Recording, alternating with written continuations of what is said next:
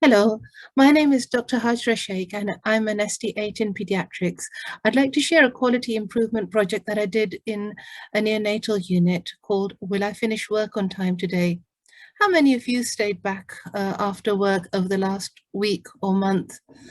The problem is that most doctors stay back after work, um, and this is contributing to doctors burning out and leaving the profession. Staying back after work is one of the top 3 causes for burnout amongst doctors from the Medscape study of doctors' lifestyle in 2020. I used the model for improvement for this project. So I had an aim, I set up a measure, and had some change ideas, which I investigated using PDSA cycles. Like all quality improvement projects, the aim was to start small, test fast, and think big. I spoke to lots of my colleagues about their views on will they finish work on time today, and this was really enlightening considering people's concerns. For example, people said, I don't want to hand over crap, or I've never left work on time. A few said, it's just a job, my work-life balance is more important. I used diagnostics for this quality improvement project. So the first was looking at how our shifts work. So starting from handover, going to a ward round, generating jobs, completing these and handing over to the next team. And then all the things that are thrown in between, for example, and I looked at, I did a fishbone analysis looking at equipment, process, people, materials, management, and environment involved to try and find out some of the reasons why doctors stay back at the end of their shift. I set out a SMART aim.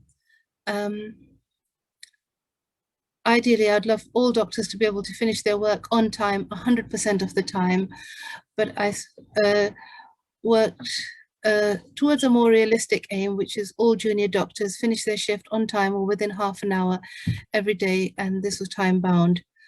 The measure that I used was the minutes stayed back at the end of a shift,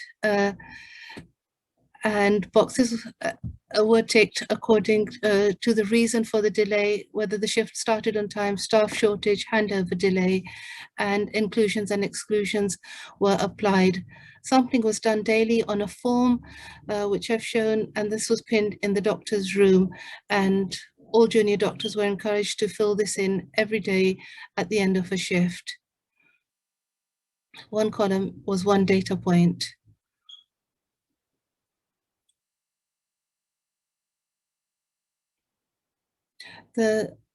This was converted into a run chart, which was separated into different types of shifts, which included postnatal ward, the special care ward, night shifts, and long unit day shifts, and labor ward shifts. And the number of minutes that doctors stayed back after the end of the shift was recorded. The reasons why they stayed back were also recorded, and the most common reasons were clinical work, followed by documentation, followed by talking to parents.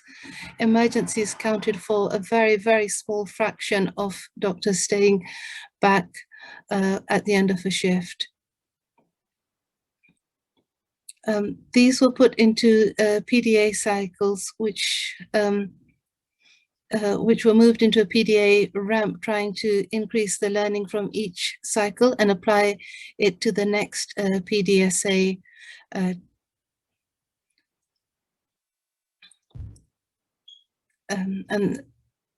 a number of PDSAs were trialed, and these included, first of all, spreading awareness. That was the important first step following the initial set of data. And then others, including bleep-free handover, tackling outstanding NIPE examinations, exception reporting, bleep-free handover again, improving coordination on the postnatal ward, reducing interruptions on the postnatal ward, and starting postnatal handover early to allow tying up of jobs before the end of a shift rather than afterwards, and each was studied. This led to a continuation of the run chart, and as you can see, over time, the number of minutes that the doctors stayed back at the end of the shift started to trend downwards with each PDSA that was carried out.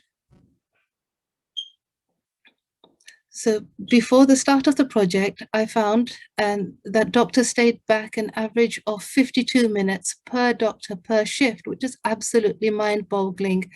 And this ranged from 0 to 180 minutes, so 3 hours of extra unpaid overtime. The commonest reasons were clinical work and documentation. After, and there's still a lot of room for improvement, the mean time was reduced to 28 minutes per doctor per shift, with a range from -40 to 100 minutes. So some doctors actually got to leave early. Staff shortage wasn't a big feature, but the reasons staying back were the same. There are 3 main areas for improvement, and these include doctors' attitudes and views, as was shown earlier, operations management, so things like having a huddle, leaving early, and the workload. And in any such project, all 3 areas need to be tackled. I did this project before COVID, but since then, COVID has changed our world completely, and lots of doctors and nurses and people across the range in different professions are feeling burnout and spending lots of extra time at work, showing that this project is relevant today as it was then. Thank you for listening. I hope that you can use the same methodology to try out in your workplace too, to have some extra time to spend with your friends or watching friends, relaxing with your family, exercising or sleeping. But all in all, to improve the quality of your life and have a balance.